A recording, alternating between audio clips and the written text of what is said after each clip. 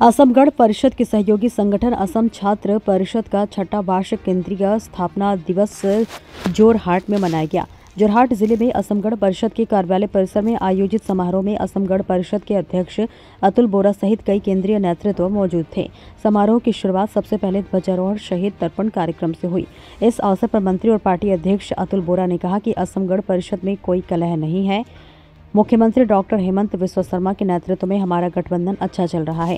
हम आगामी पंचायत चुनाव को ध्यान में रखते हुए पार्टी को मजबूत करने पर ध्यान केंद्रित कर रहे हैं। हम नई पीढ़ी को पार्टी के फर्श पर ले आए हैं और जिसके लिए विद्यार्थी परिषद में नई पीढ़ी आई है। 2019 চনৰ 21 নৱেম্বৰ তাৰিখে অসম ছাত্ৰ পৰিষদৰ জন্ম দিয়া হৈছিল। আজি ছাত্ৰ পৰিষদৰ প্ৰতিষ্ঠা দিৱস। কেইটামান বছৰ হৈছে মাথো, কিন্তু অসম ছাত্ৰ পৰিষদে ৰাজ্যখনৰ বহুত শিক্ষানুষ্ঠানত সাংগঠনিক স্তৰ গঢ়ি তোলাই নহয়, বিভিন্ন শিক্ষানুষ্ঠানৰ ছাত্ৰ একতা সভাত প্ৰতিদ্বন্দ্বিতা কৰি সফলতা লাভ কৰিবলৈ সক্ষম হৈছে। মই আজিৰ দিনটোত ছাত্ৰ পৰিষদৰ সমূহ কৰ্মকৰ্তাক অভিনন্দন জনাইছোঁ। ছাত্ৰসকল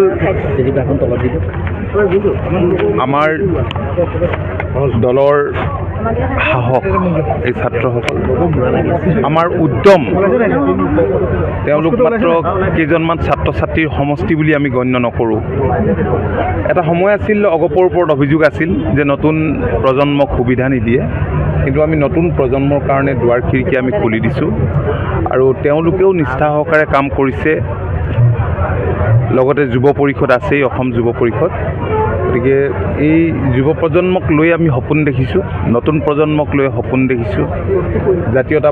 জাতীয়তাবাদৰ ভেটি শক্তিশালী কৰাৰ আমি সপোন দেখিছোঁ। ৰাজ্যখনৰ কাৰণে, ৰাজ্যবাসীৰ কাৰণে কাম কৰাৰ সপোন দেখিছোঁ। মই আজি তেওঁলোকৰ এই বিশেষ উদ্যোগৰ বাবে আজি ইয়াত সমবেত হৈছে। আজি বহুত ল'ৰা ছোৱালী হয়তো আহিবও পৰা নাই, পৰীক্ষা হৈ আছে নামনি অসমৰ পৰা, তথাপি বিষয়ববীয়াসকল হয়তো ইয়ালৈ আহিছে। মই যথেষ্ট সংখ্যক ছাত্ৰ ছাত্ৰীকেই এতিয়া দেখা পাইছোঁ। সকলো ঠাইতে ৰুটটো আছে, শিপাডাল আছে, কাৰণ দুবাৰকেই অকলশৰে চৰকাৰ কৰা দল, অকলশৰে বুলি ক'ব লাগিব, সৰু সৰু দুটামান দল সেই সময়ত লগত আছিল।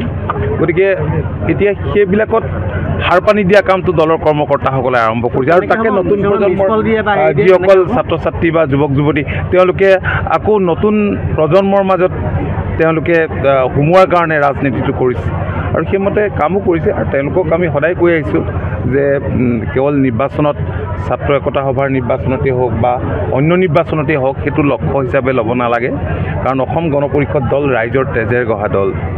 শ্বহীদ দিৱস আহি আছে 10 ডিচেম্বৰ তাৰিখ। গতিকে এই কথাখিনি আমাৰ ল'ৰা ছোৱালীবিলাকে নতুন দৃষ্টিভংগীৰে, নতুন ধ্যান ধাৰণাৰে কাম কৰিছে, মই দেখিছোঁ, ভাল লাগিছে।